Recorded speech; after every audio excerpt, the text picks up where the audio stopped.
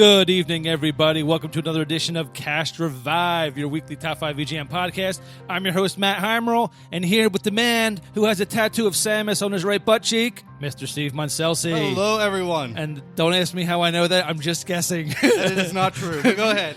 It should be true. It should be. Every man should have a tattoo of Samus on his right butt cheek. Somewhere. We will unite. We will start this. Hashtag right butt cheek Samus tattoo. Right butt cheek Samus. Yes. This is awesome. Where's your Samus? Right cheek, right cheek. Everybody show. This should be great. See, it's already starting out well. Yep. I'm very excited.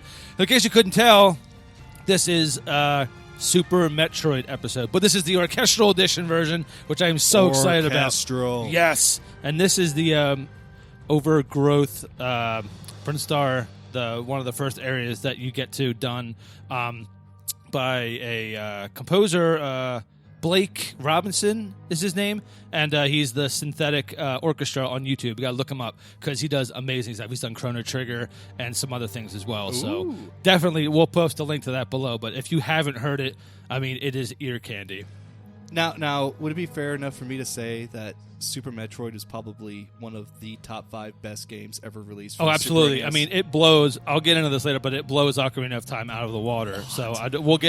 So we'll get into that later. Look, I thought we got you off that stuff, man. No, I told you need to check into the rehab. You did, but Super Metroid just came in. I'm super psyched 'cause I'm a huge Metroid fan. But tonight, we have with us a super awesome guest, and I'm going to become one of these like fanboys that like gushes over it because I met him. So sorry ahead of time for this, man. Yes, it is Mr. Barrett Biggers. He is a awesome digital artist here in the Orlando area, and I first met him at MegaCon a couple years ago, where I first bought a Metroid piece, and he actually got me into art because I've never been an art lover. So, Mr. Barrett, how you doing? Thank you for being here.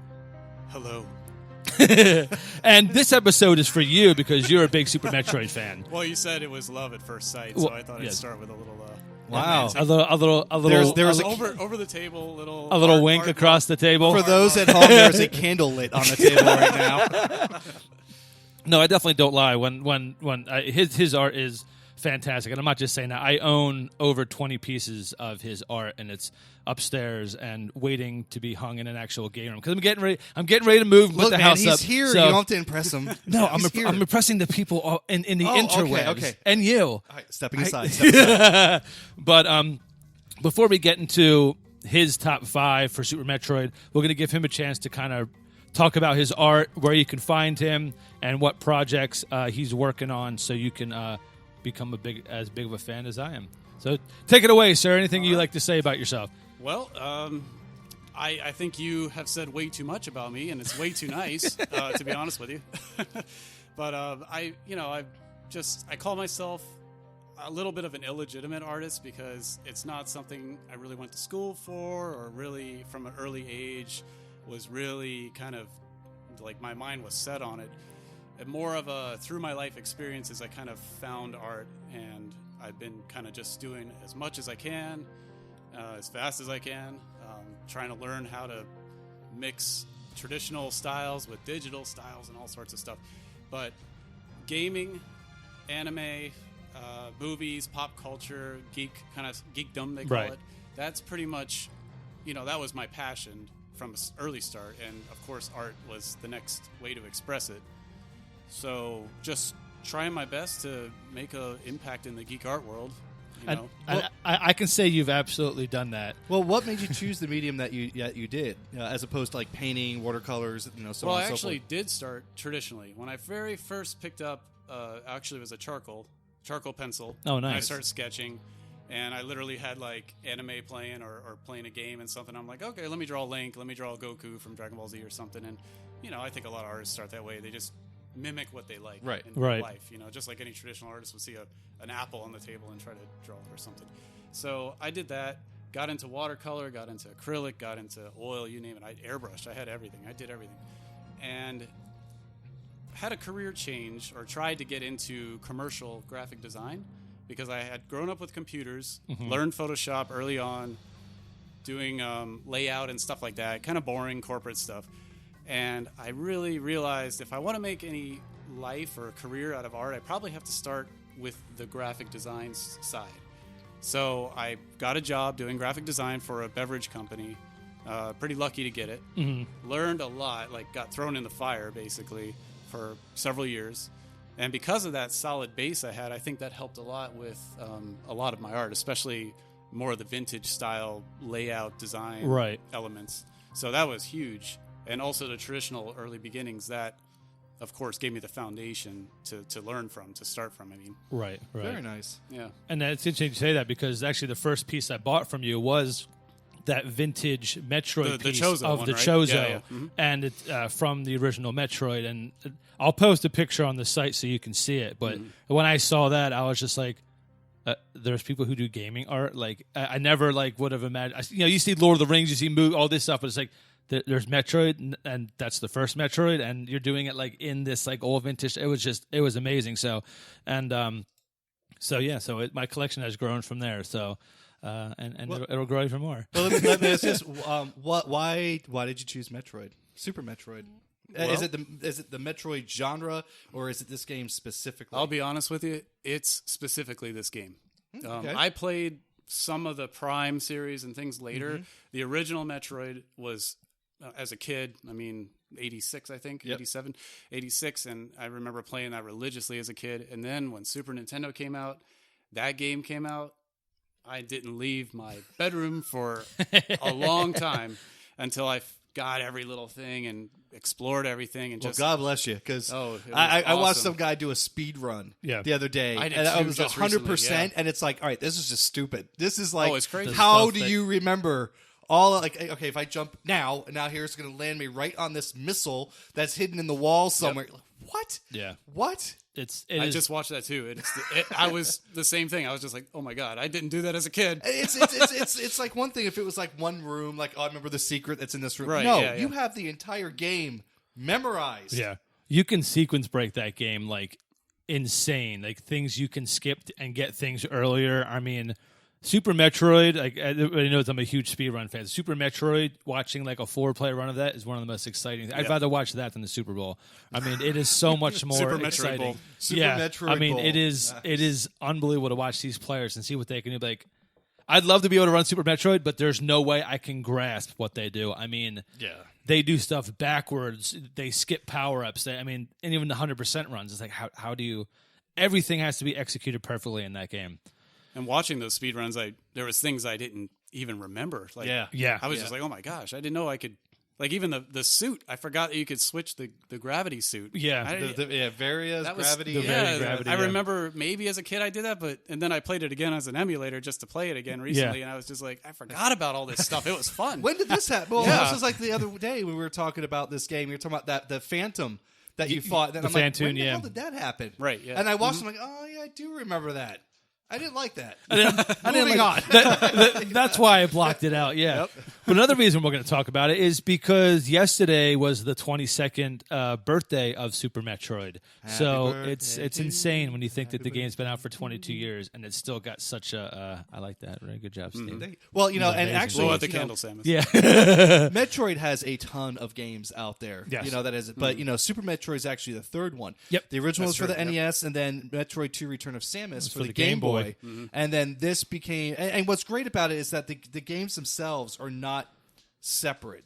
Even though like they have different titles, whatnot, they are all linked together in one cohesive story, which is fantastic. So if again, I always preach on here about companies rewarding players for sticking with their brand and playing through all these games. And if you play from Metroid 1 all the way through, it is one story that you get to find out everything that happens, and it's very well done. Yeah, and the great thing about Super Metroid as well, and a lot of as they give nods to earlier games. So if you just played Super Metroid, you'd be like, okay, this is like a great game. But if you played the original and then Return of Samus, you'd be like, just that opening alone, you'd be like, that first area, Exactly. you are Yep. taking me back to the original Metroid. And it's just these little things that just like it's a flawless game. It's one of the like you said earlier. I consider it I'll be one honest, of the it greatest is games of all my time. favorite game of all time. Yeah. And I'm serious. It is my favorite game of all time. I can absolutely see that. I mean, there's so much Even more than replayability in that. Yeah, Sorry. yeah. Well, Sorry, Link. Zelda. Zelda's good. Zelda's got its Zelda place. is good. It's overrated. It's got its place and some fantastic games in there. Right. But when you put it in comparison to a space shooter. Yeah. Well, I mean, Super Metroid has it's I can't think of the right word. It's lasted and it's. I mean, you play it today, and it's like you're amazed considering the technology available at the time. You're just like, I think it's the exploration aspect of it that was so like, holy cow, this is massive. Yeah. That was like the first game you had to draw a map when you were a kid, man. Because have I seen Where's this that room save before? thing? Yeah. Damn. Right. I Save. downloaded this. There was no saves. You had a That's right. passcodes. Yeah. Where was that room with the? Justin Bailey. Dash. Start out the original Metroid oh yeah, as the chick, and then Yeah. it's just Samus out the outfit, and then with all her power ups. spoiler: Samus is a girl. In case you haven't played it yet. Or been alive longer than 15 years. But I think it's time we jump into the top 5 here. I agree. We've I'm excited. We've delved in. We'll be talking more about these tracks and other things that Super Metroid has to offer. But let's start out with Barrett's number 5. Just one last thing. Yeah. I'm always excited when people do their top 5s and we have guests on and it is their favorite game. Yeah. Because it's very interesting to see what they pick as their top 5. Oh, absolutely.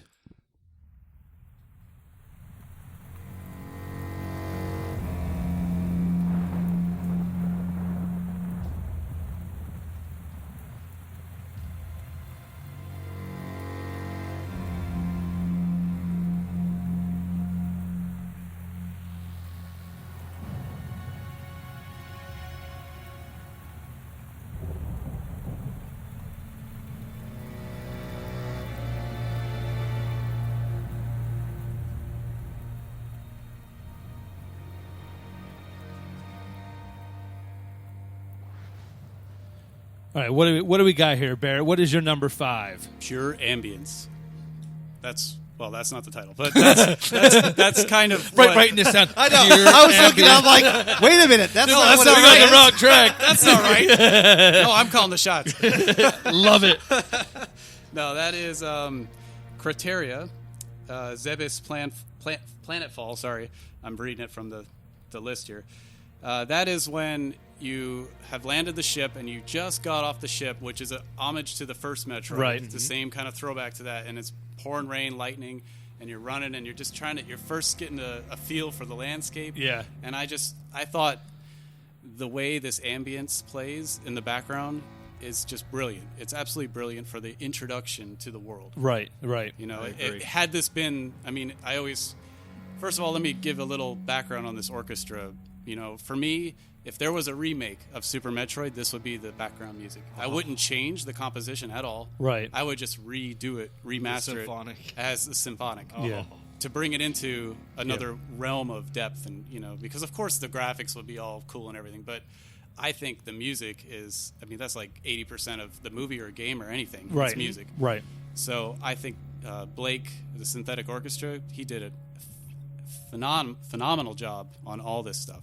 Well, absolutely. I mean, you're right. I mean, because like when you first start the game, like you're kind of sitting there and be like, okay, which way am I kind of go? So there's just like, there's not like a lot of overpowering. It's kind of just like you're just sitting there and be like, okay, I need to collect my thoughts and kind of see what's going on here. And it is. It's a brilliant track and redone in this way. Because the great thing about this guy is he's not in front of an orchestra. He's doing everything on his computer. Yeah, and it's amazing. just like, you listen to it and you're just like, wow, like does this guy conduct a bunch of music? No, this dude is legitimately by himself just conducting stuff on his computer. So it's just the power that the things that you can do now just with a computer, and you're just like, oh my god, put him in front of an actual 100-piece orchestra. Let me see what this dude is capable of. He's painting Yeah. with sound. I mean, Yeah. that's everybody says that about orchestra music. It's just so layered. Yeah. He's just done such a great job. See, what I picture when I hear this is, set the scene. Samus comes down, that ship comes down. You see the lights from underneath. It lands, and you see, like, from the inside of her ship, looking out the window, you see the rain hitting it, and the windshield wipers kind of like moving yep. it. And all of a sudden, nope, it's raining, and then it takes off. End of game. Yeah. And you're like, oh, okay. I think I landed on the wrong planet. Yeah. Well, this is going to rust. I am out of here. Zebes 2, not 1. Oh, I love it. I love the fact that it takes you back to a familiar world and stuff like that, and it's not something. It's new. There's a lot more areas to explore, but you get that immediate feel of nostalgia when you get back in this game. So you have that familiar sense, but yet the music is new, and you have this sense of like, okay, I know this area, but something's not right. Something's about to go seriously wrong here, and it's you brilliant. run right, and you find out you can't get to that top part. And you're like, right. there's something cool up there, just like when you play Mega Man. You know you can't get to that yet. Yeah, you're like, okay, I got to then you make go make a left note. and- First exactly. ship, go to right. Okay. Yep. Well, it's very foreboding, you know. If you remember the original music, right off the bat, it did like that, and then it was like dun, dun, dun, dun, Yep, dun, yep, dun, yep. and it's very upbeat. Yeah. This is more like I don't want to go down in Yeah. that cavern because there's something big down there and it's going to come and kill me. And Yeah. I don't want to do that. It's more cinematic and, Absolutely. and emotional than Yeah. It just pulls you into it's a horror game. It's a space horror game. Yeah. Yeah. Well, I mean, considering that the colony that you were just at just got completely wiped out by Ridley, like everybody was murdered. You're just like, all right, this is going to be fantastic. I have a question to ask to everybody here at the table. Brian, that includes you. This is a question. Hey guys. Okay, Ridley he's supposed to be a space pirate, but is he a dragon? Is he a beast, or is he like an intelligent creature that? Like, what exactly is Ridley? Because some things portray him as like a big dragon. Other things portray him as just like Well, I think almost the like a gargoyle from Gargoyles. Ghouls I and think Ghosts. that from what I read, that the creature type he's classified as is he is a space pirate. That's like the class that Right, he is. yeah. It's like you're a human. This is a space pirate. That's like a type of creature that he is. He's just like the. But massive, I don't see this guy hanging out like in the cantina at Mos Eisley. You know what I'm saying? It's, I He's can. a monster. He's just He's- killing he's- everybody. Yeah, but he's supposed to be gargantuan. He's supposed yeah, to be he's huge. Yeah. Mm. It just I seems admit- a bit a little space pirate like. Okay. I don't like you. Sorry about that. This one's not worth the trouble.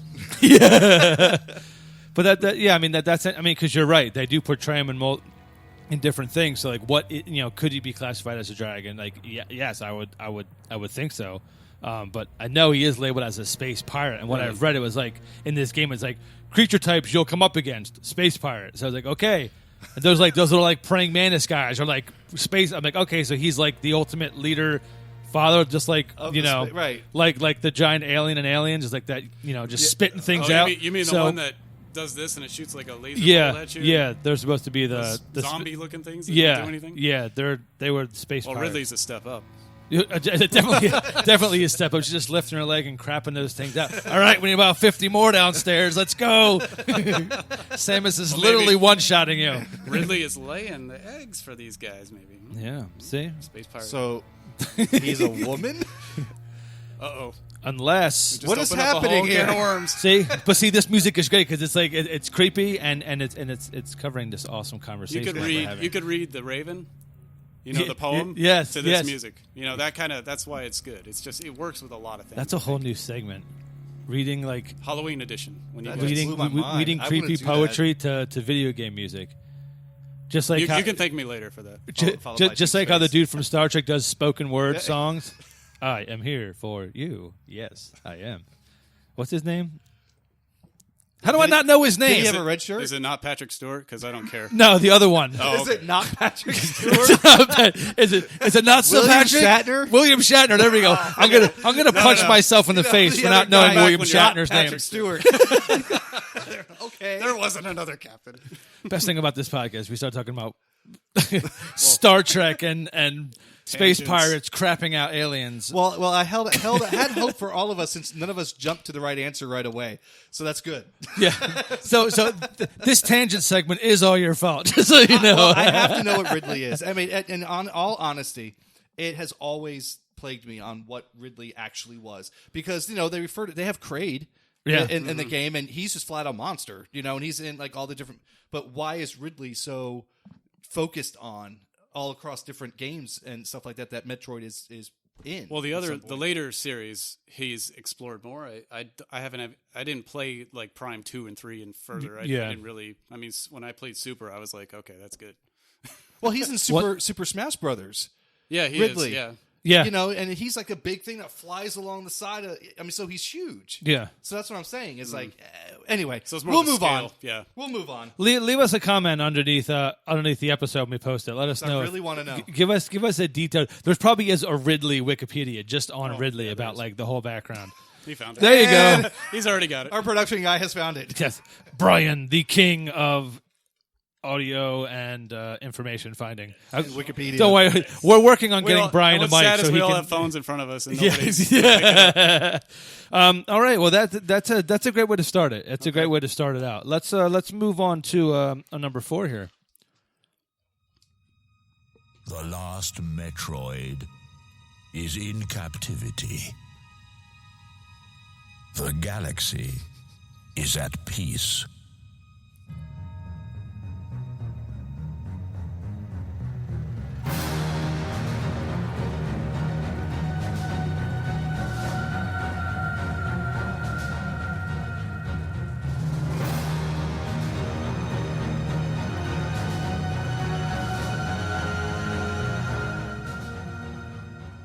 Now, I just want to say, would anybody else find that entrance better if Morgan Freeman said it? I think that was the idea, but it wasn't exactly Morgan. This opening right here would be awesome if it was turned into a movie. Like that opening, like you're in a theater, it goes black, you just hear that. Literally, my shirt would just rip off like the hook. Metroid! You know, Matt, you go through so many shirts. I do. I really do. I really do. Wearing like the cheap white undershirts. I'd be kissing everybody around me. Like, what is going on? It's Metroid. I love you. Super Metroid. I don't know who you are, but Steve, give me the name of your tattoo artist. I need to get my right and left cheek tattooed right now. A Metroid on the left one, Samus on the right one. See that? And then when you push your cheeks together like they touch. it turns into Ridley. Oh, God. It's out of The worst control. part is I had a visual of that. I was like, that could work. But whose ass? That's the question. Yes. We'll flip a coin. But this was the prologue, right? Like Prologue, the yeah. very, very, very beginning of the game before you even start. And it's just it's redone. It's so much better. I mean, in the original, it's awesome, but when you hear that deep voice, you're just like, oh my God, it's about to get real. I admit that the voice they could have maybe picked somebody else. I mean, it's a little, I don't know. Morgan Freeman was a good option. I don't know. We need you to read this 2 sentences. That's going to be like $50,000, please. To the Morgan Freeman We'll or go with Kevin this Hart, guy. pick one or the other. But it's just, like you said it. It's just, if you could imagine a redoing of this, I couldn't imagine a better way to redo it. Yeah. It's such an incredible, explosive, and well done way to start this game. Because we talk about this. Is that like the first, like the opening? I feel is so important. Like when you feel that you see the first cinematic. Like I talk about Final Fantasy VIII's intro like a lot. Like you see that you're just like, I don't care if I'm literally sitting in class the rest of this game. It's going to be amazing just because of this opening. I mean, and it's just it sets the stage. And if you haven't played the other Metroids, you're now a fan. You're just like, okay, I need to play the others because some shit just went down. Mm-hmm. So, and it's well, and the cool thing about it is if you have played my mind is just blowing up right now. If you have played them, as the guy states that the last Metroid is now in captivity, the Metroid 2, Return of Samus, is the mission that Samus goes on to capture the last Metroid that he is now speaking about. Mm-hmm. So again, it opens up with a, hey, thanks for playing Metroid 2. Here's now what happens. You're like, oh, that's awesome. It's like Rocky 3 when they replay Rocky 2 in the beginning and try to catch you up a little bit. Right there. And then it turns so dark so quick. It's like, all right, I'm going to fly. It's like, hey, help. All right, turn around, come back. Hey, everybody's dead. What happened in the 15 minutes I was gone? Are you serious? I just left here. Yeah. Can't you handle energy sucker? This is why we can't have nice things. This is why we can't have nice things. Did you not think a thicker glass jar? Oh, man. This thing weighs like 1.2 pounds, and it broke out of this. And I love the fact that the first 2 tracks we've been talking about are just the beginning of the game, and you're able to get so much out of just literally the beginning, and then when you first land back on the planet, like, and you're just like, we haven't even delved into the meat of this game yet, and you're already like, this is absolutely phenomenal, and it only gets better from here. And this was, just to correct me if I'm wrong, but this planet was the original one from Metroid. Yes, Zebes, right? Mm-hmm. Yes. Yep. Same planet. Exact same. You just get to explore more. Brinstar. Brinstar is just an area. That's an area of Zebes. Brinstar, the Norfair, and listen to this. It's just it's gorgeous. This was going to be lower in my list, but there's just so many. There are It's so so many. hard to choose. Yeah, To and itemize this is a decent sized soundtrack for it's huge. Yeah, for yeah. Super Nintendo. It wasn't like 6 or 7 tracks, and each area has a very different feel to it, and it's great because that they use some of these later on in the series. Because like you have the weapon acquisition, the main theme, Ridley theme, Brinstar theme. Those are reused in multiple in the later versions of the game. So it's just great. I know a lot of games they keep some themes, but I mean Metroid is known for having some of just the most memorable themes I feel in gaming, next to like the Chocobo theme from Final Fantasy or Castlevania, Bloody Tears, stuff like that. Right. I agree. You know what I'm saying? No, I do agree. No, just like the victory music for Final Fantasy. Yeah. It's one of those things that everybody knows. Yeah, exactly. Yeah. Love it. But for those who haven't heard this music before, I mean, even though we're playing the symphonic version of these songs, the original songs are not that far off. No. at all. Yeah, don't They're get me actually wrong. very, very I good. love the original soundtrack. And they're very It's close to this. Absolutely Yeah. great. I mean, it's a great soundtrack. I just thought that this remake would be something new for listeners No. to hear. Yeah, absolutely. Absolutely. Yeah, and I think it's I'm- awesome that somebody actually did that. Yeah, no, I am great. a huge fan when people do, because there's a lot of remixes that are done in like EDM or Yeah, or techno or dubstep, but it's just fast like they dubstep threw this stuff, into yeah. orchestra, and it's just it makes it that much more powerful, And but I mean, if you listen to the original and listen to this, it is identical with the exception of the instruments that were added to this. So it's you'll recognize it when you play. Like, oh wait, I know what they're talking about. Yep. It's just this is the original track. This. It sounds identical. It's amazing. I don't want to move on to your next one, but we have to because I want to know what it is. I want to talk more about which shirt I'm going to rip off next. We got a closet. Thank God full. we don't have video feed.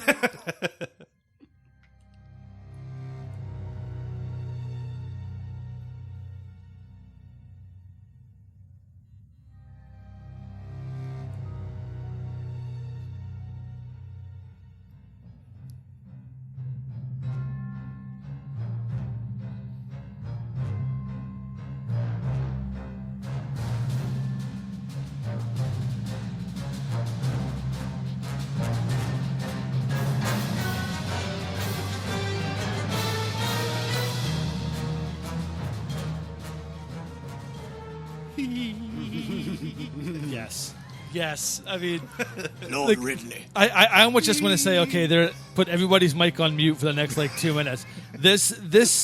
Well, I'll let you explain what this track is. Well, that is monstrous or maybe human-sized Ridley's theme. We're still Yet to be not confirmed. sure on that one. Yes. But Dragoon Boss technically, and that is his theme. When I saw Ridley in Super Metroid, when you first get to see him, and you walk into that room, there's nothing there, and you see that eye just appear, and all of a sudden, you're like, what? Oh, it is on! And he just, takes off, and he flies toward the screen. Yeah. Very cool. Oh, Very my cool. God! Because they make you fight them right away. You're just like, know. I don't have anything. What are you seriously doing this right now? And the sound effect of him screaming. The scream, y'all. Just like, ah! That It reminds me of Man Bat from the Batman animated series. Oh, yeah, okay. Yeah, I can see That that. shriek, that almost great. in pain. And going back and even getting to that first area, you have to revisit the ending of the original Metroid where the original Mother Brain was fought. So you're Yes. going through these areas, you're just like, oh my God, right out the gate, you're just throwing all this at us and it hasn't even begun. And now you're putting it up against Ridley? You're Are you like, serious? this game is going to be hard as hell. Yes, it is. Right Yeah, from the start. if the ending area is now the starting area, you Yeah. know it's going to be on now. Yeah. So I was like, all right, yeah, we're going to go, okay, fight Ridley. And all right, you didn't die. Congratulations. Oh, by the way, now the planet's going to blow up. So get out of here in under a minute. Are you serious? Now I have to run out of here? I just did this. I got to start the game out with all this tension. And that was a really cool effect too, because when you're escaping, the screen was starts tilting shifting back and forth. forth. And that's There's another thing. Steam jets coming out, Coming hitting out you, and- and you're just like, stop, knocking me over. Is with some of these Super Nintendo and Nintendo games, I mean, when you played them and a lot was going on, you would get that lag. It would start to stutter, but nothing in Super Metroid stutters. Right. It is perfect in its execution and its latency. So it's amazing. I mean, graphically, controls are nice and tight. I mean, there really isn't anything I would change about this game. I mean, everything is executed perfectly, and I agree. I would love it I would love it if they remade this game. If they remade it, know what? Keep it side score. This is a whole nother discussion, but Yes. don't change so much. Yeah. That would be my only advice. Yeah. If they do it, don't replicate it exactly, but don't try to overdo something with a whole They would thing make and it do like something crazy. They would Just- make it like a Prime. They would make I it would a like to first see them person. just make a different one altogether and just kind of keep the same, controls and things like that of Super Metroid. It was flawless. Yeah. The one thing I didn't like, we're going on a tangent here, but with Prime, I like that idea that you're in the helmet and you're first person, but I really missed that side-scrolling. Yep. I know it was not the time for that, but I would have loved to have seen, that side-scrolling in Prime if you had an option for that. I'm the same way. With growing up with these series, as soon as it went 3D first person, I stopped playing. I did it with Castlevania. I did it with Zelda. I did it with Mario. As soon as they went that 3D, I'm just like, nope, Mario 64. Nope, you're going in the trash. I can't handle this. I'm a side scroller guy. And it's How is he on the show? because I have all the equipment. Is there a dislike button? There's that dislike button. No, Ocarina of Time, I would say, is the only, and Star Fox would probably be the two, arguments to what you're saying. But I do agree with Mario. It was just kind of what? Oh, I'm sure I I'm missed in Mario 3 and that whole nostalgic kind of side-scrolling. So I'm sure I'm in the 0.01% of people who would say it. Don't get me wrong. I'm sure these games are absolutely fabulous. I'm not knocking them. I can't get into them just visually. I'm way too old school for some of these games. I can't get past the fact that it's not what I prefer. So I'm not like. Plus, I hear the water temple. I hear it's a nightmare in Ocarina of Time. I'm not going to do it. I'm not going to put myself into It's that not that situation. bad. look, It's it's not like that serving. Everybody's got to serve or bartend in their life. You got to do the water temple. Yeah, that's true. It's a passage of life. I wouldn't make it. Now, I would not. I would not survive. I will give you that. Castlevania was much harder when it was in the Castlevania 64 when it was 3-dimensional. Right. But it on the whole. I think the 3D aspect is kind of cool because you kind of see that you become part of that world, But Castlevania Symphony of the Night was still the best game in that series. All right, so we're now going back to Metroid. I just wanted to drop that little nugget. Tangent number 3. Love it. Before we jump on, though, I just wanted to say on Ocarina, I saw a meme the other day that it was the devil talking to God in heaven. He's like, come on, let me do just one thing. God's like, fine, you can do one thing. He's like, excellent. And it just says water temple. So I'm just like, oh my God. It's just like, so I But thought, the water temple's not that bad. All you have to do is go through it once. So once you go through it once, it's so memorized because you've done it 1,000 times. yeah, but the first time I'm sure it was boom, grueling. boom, boom. I like the music. Yeah. Yeah. Ocarina does have fantastic I just close music. my eyes and listen to music and hope I find the way. I'm actually playing Oracle of Seasons right now and Oracle of Ages. Those games are brutally hard. That's why Nintendo didn't do them. Capcom did. Yeah. All right, so here we go. Good job, Capcom. All right, so that was number 3. Yeah, number 3. Now we're moving on to number 2 So far, already. I'm digging the first one. Number 5, the best. That was just awesome. That thunder and the rainfall and everything. Yeah, it sets the mood. That's for sure. Tasty.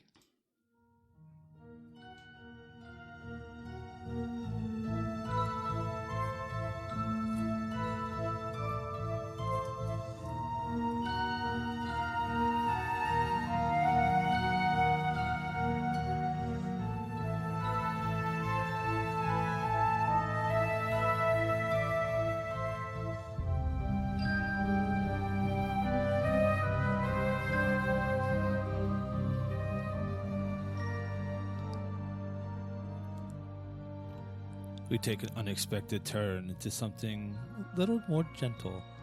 What do we got here? I don't know how to explain this. It's like a 70s movie. Oh my god! You know what I'm Young thinking? Frankenstein. Yes. It has this nostalgic, odd feeling. I love but all that's you why guys. I like it.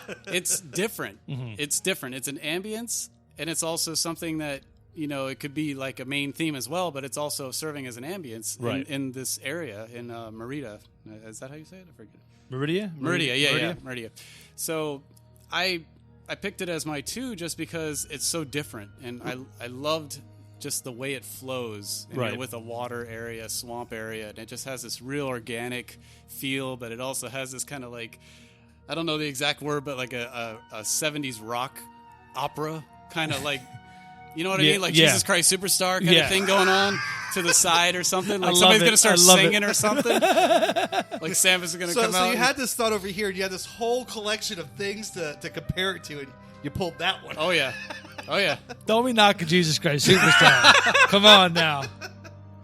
Oh, man. And Actually, And that is Merida, as in the swampy caverns, not the tasty bread. That's we all right, love. not That's Merida. Merida. because that's here in Florida. yes. But we do have swamps. And this Yes, is we do. Oh, yes, we do. and this is what you needed the gravity suit for, right? When you're going underwater to that's help right, if yeah. you didn't lose any speed or anything for it. Otherwise, what I mean, could you do anything in the water without it, or were you? I think you could still do that power run thing that she could do, that charge run where you make that noise, Yeah, and then yeah, if yeah. you stop, you can shoot straight up. You could still do that, I think. But I Could you think do that's about it. the spin jump? Did you Does have the that screw, yet? I the forget. screw, The the screw attack, slash? yeah. Yeah. I forget if you I had don't that. remember. I don't remember. I honestly don't remember. Yeah. Because some of the power ups you got in this game were just great. I mean, you had like The was- grappling hook thing. yeah. You could, in the pirate ship, you needed the grappling hook to get around things. Did that and then- ever come back in any other Metroids? I don't Did think- they bring the grappling gun? It wasn't or- in Prime, I don't believe. I don't know. I don't think they ever brought. And that was a shame because that was a really. it was a cool gun. weapon. It was very cool. I think Zelda called and they're like, guys, hook shot, Yeah. copyright. Come on, guys. Let's Come on. Come Hand on. it over. Come on. All of I'm it. in space. Actually, I guess they had it first. But yeah, I mean, like at this point in the game, I mean, there were like 4 or 5 different types of guns you could get. Yeah. Oh, You yeah. had Minimum. You had missiles. You had super missiles. You had the bombs. You had super bombs. You had super bombs. And it's like there were so many things to remember because there are different colored doors that only open with different colors. That was really cool right there. Just was. having that color system where you had these barriers without having to find a key. Yeah. You actually had to think about what gun do I need or how many missiles does this take and things Yeah. like And that. it really helped with getting around too, Right, Because yeah, then you you would knew remember, exactly yeah. kind of where you were. It's like, all right, there was that. Yeah, the door I color couldn't didn't get to. disappear, right? Right, It right. stayed the it color, stayed that yeah. way, so you kind of knew where you were going. And the first time you went through it, like you didn't know about wall jumping until you got to that one point where those creatures or whatever were kind of taught you that you could actually wall jump. So the second time you play through the game, you're like, all right, I can get to all these areas so much easier now because I know how to do all this stuff. You know what's funny? I still didn't know you could do that until I watched the guy do it on the speedrun. I'm like, how the hell is he doing that? Wall jumping. He just right up to the top, like skipped all the Yeah. jumping back and forth. He just what? What? I didn't know you could do that. And it's actually hard. These guys Yeah. make it look easy. It's not I've like Mega tried Man where doing you it. just tap, tap, tap and you're up the wall. It's- Yeah, I mean, it's like you have to jump against the wall and like jump away and then back Yeah, toward it. press So the you're, opposite you're direction at yeah, the same and time, yeah. it's all it's so much timing, and these guys are just like, Because that's how I do it when I exercise outside. I just, A and left arrow and quickly hit right, yeah.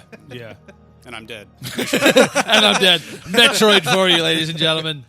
Yeah, it's like these guys when you watch and play this game, they get hit once, they lose like 5 health. But me, I walk into a room and I'm instantly like lost like a whole energy tank. I was like, how is this possible? What am I doing wrong? Because they're standing in lava. Yeah, oops. No, I've done that actually. is? Like in Prime, I remember when I was playing that, and I didn't.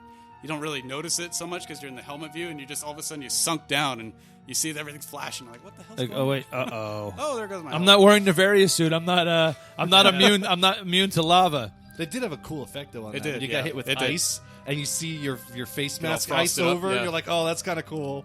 That is pretty cool. It is cool. Like I also read that this was the first game where during the intro that they showed Samus's face through the visor. Yeah. During the prologue, you could actually yeah. before then you wouldn't you don't really see like her face like Yeah, when you close hit up. By press, that time, it press wasn't a start, it goes secret. whoosh, Yeah. with that sound effect, and the mask turned or something. Well, it could have been because if you beat Metroid under a certain, long enough, you didn't Right. get her out of the suit. Right. So you may not have. I don't. You should have tried a drink. Yeah. Did they talk about it Wow. in Metroid 2? Wow! Get this guy out of here. He's never. He's coming, never invited He's coming back. back every week. I don't think so, but I think at the first person who did it, when they actually found out that she was a woman under the suit, you can play like with her without her suit.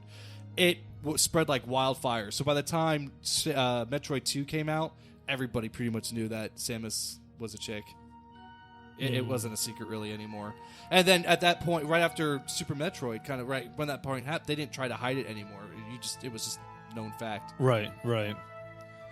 How many times have you beaten this game? Would you guys say? Twice. Probably 4 or 5 times, maybe. Yeah. What about you, Brian? Once? 6 times? 1 plus 5. Yeah. No, one plus 5 is 1. Yeah. That 6 counts as 1 for me. Come on, guys. I'm doing Common Core math here. My answer is correct, okay? I think I've gone through it, I think, completely twice. Once over my buddy's house, and then again, I had an emulator when I was working up north with my brother. That was the last time I was like, all right, it's slow. I'm going to pop out some Super Metroid. And I was like, wow. Like, thank God I have the internet. I don't remember how I did it the first time. I was playing it at one of my art shows because I usually paint live with my computer, and I have the monitor spinned around. Right. And I usually paint so people can see what I'm doing. How do you paint? Blah, blah, blah.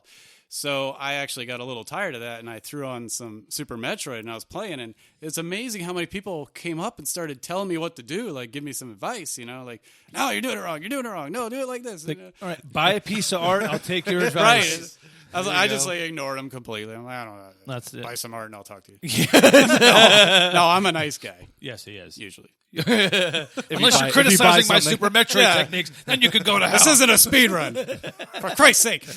I know how to wall jump, thank you. I didn't come here for you to judge me, thank you. Oh, man. This is amazing. I'm having a good time. Speaking of amazing, I think we're getting close to the number 1 spot. I'd the say top spot. I'd say that's disappointing to me. It is. Because I wish we were actually starting at number 5 really right awesome. now. Yeah, I'm enjoying it. But yeah, that's I guess we'll end at your number 1 now. Let me sad. Number 1. Yeah.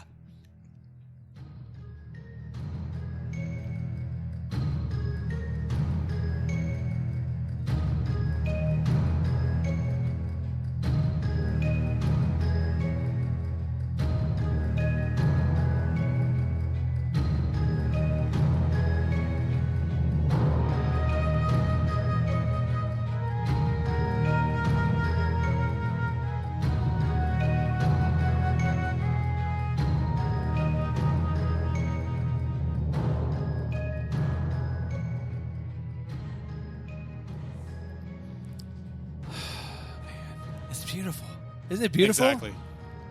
I mean, I'm just gazing into your eyes, Steve. He actually I'm just is. trying to channel this is. emotional moment. Well, if you're looking for vocabulary, stare into Brian's eyes because he can. Well, if I stare at Brian's eyes, I will never leave. I will get lost. He's from Arizona. He's from Arizona. What do we got here for your number 1, good sir? Well, we have the Brinstar theme, the underground depths. Yep, the depths. So my number 1, I'm a subtle guy. I love fanfare to some extent, but to me, it's more what kind of drives the whole, engine or game or whatever movie. Right. And that's one reason I like these subtle ambient tracks. They're not over the top, but they have a very catchy melody. Yes, and they're recognizable. They're really well executed. And I'm talking about original composer as well. I mean, not just this guy's awesome orchestra, but just the whole thing where you go from you literally go down that elevator, and you're going down, and you scroll down, and then all of a sudden the music changes, and now it's like you're in a whole other layer of hell, basically, and it has its own elevator music.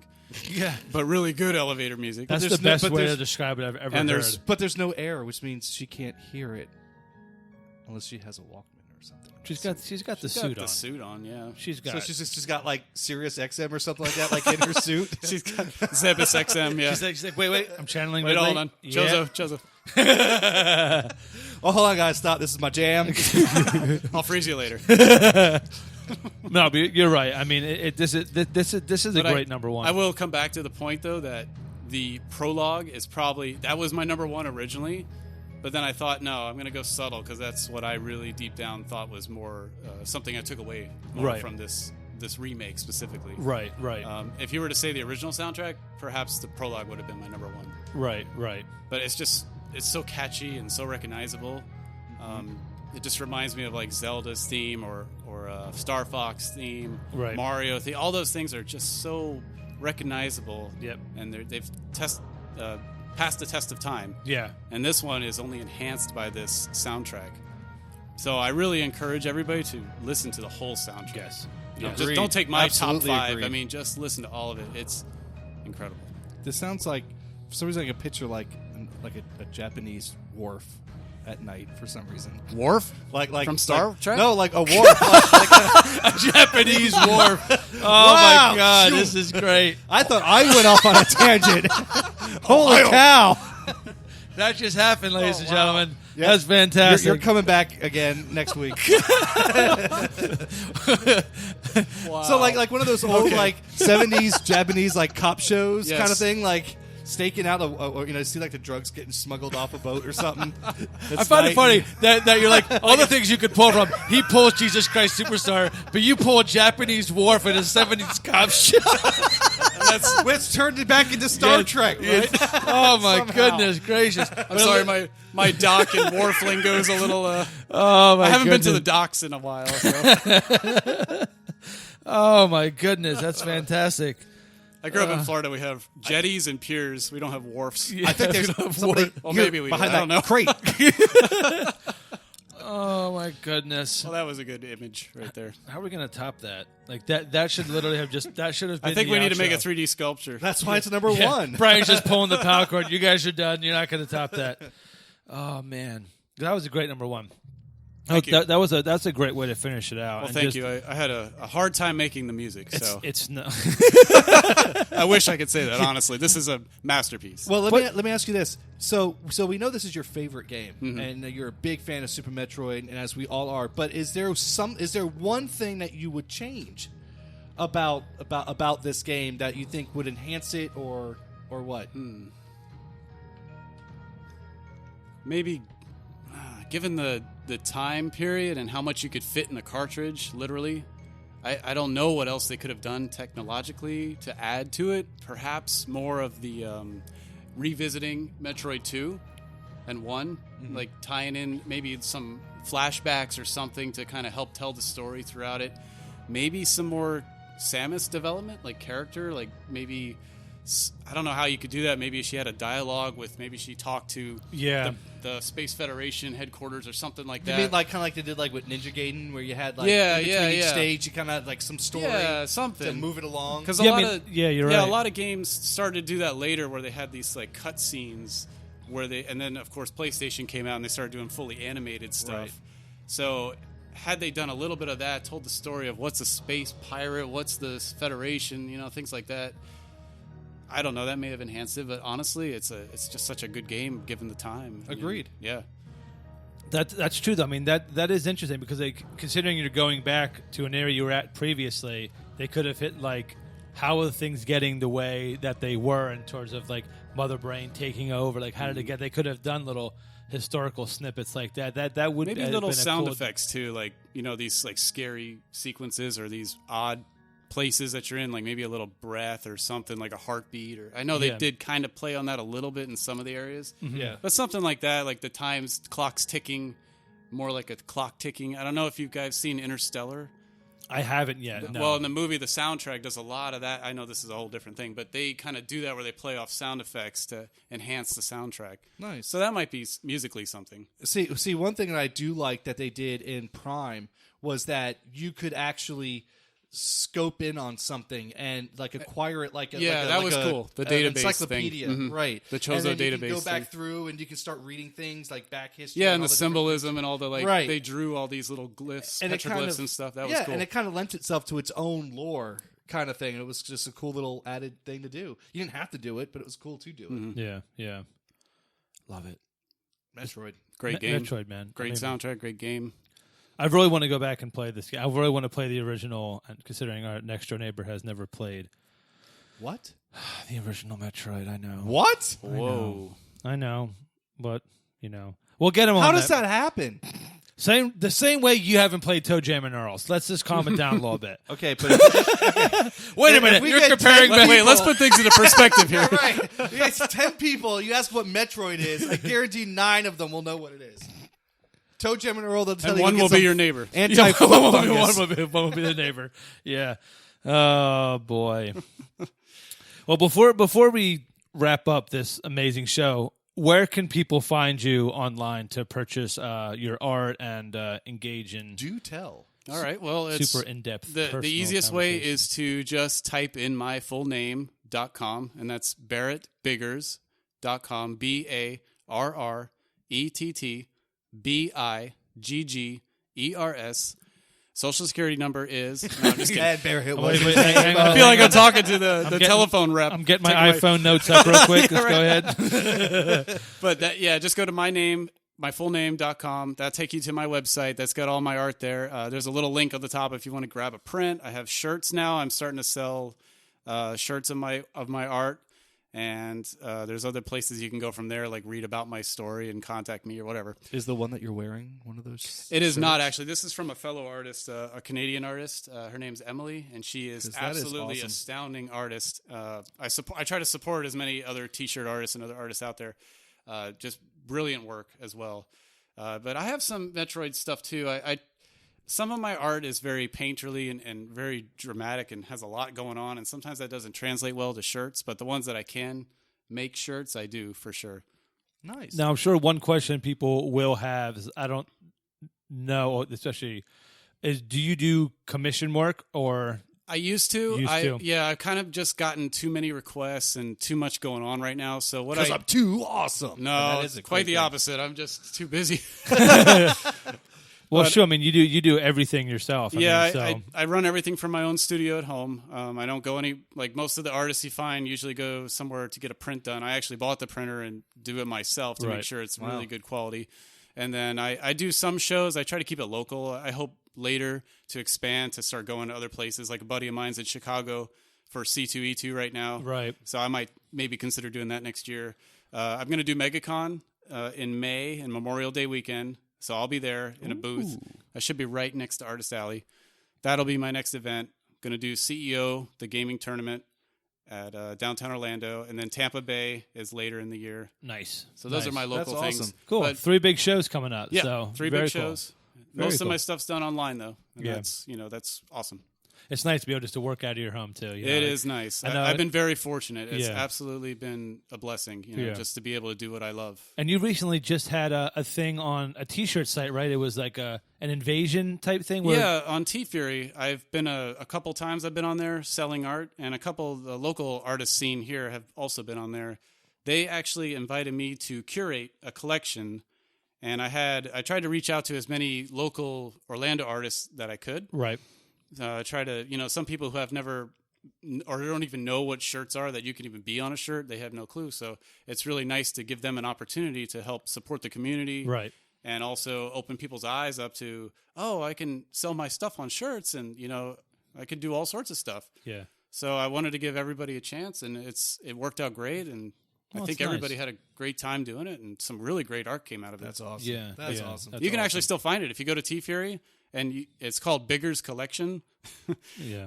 I didn't come up with a name, although I don't mind it. But yeah, that's what it's called, and you can find all the other artists under that. That's great. Yeah, and that's another thing we promote a lot is Orlando has been a very supportive community of artists. The Indienomicon for the indie game development, musically. I mean, it's a very, very supportive community, and it's not like I'm an artist. I'm doing this. Well, you always get a couple of those people who don't want to help, but majority of the time you're going to get a lot of people who they want to help and see you succeed, and you get that back, and it's great, especially for new artists coming in. Like you can it's definitely intimidating, but it's a hard scene to get into. Yeah, but there's a lot of people out there that can offer advice and don't mind just talking with you and just helping share their experiences and hopefully help point you in the right direction. So, and that's one thing I've always said is like whatever knowledge I can give to anybody, any artist or anybody who's interested in doing this, feel free to let me know. I'll definitely talk to you. So we'll go ahead and leave a link for all his stuff under the podcast so you guys can find him, and we'll also promote that on our page as well. I want to say thank you to you guys for inviting me out tonight. No, thank you. It's very awesome to be a part of this. I haven't left this hard in a while, so I had a very, very good time. Brian, I'll have you know, Brian, I did check out our guest chest to find out he was wearing a Super Metroid shirt. Guest chest.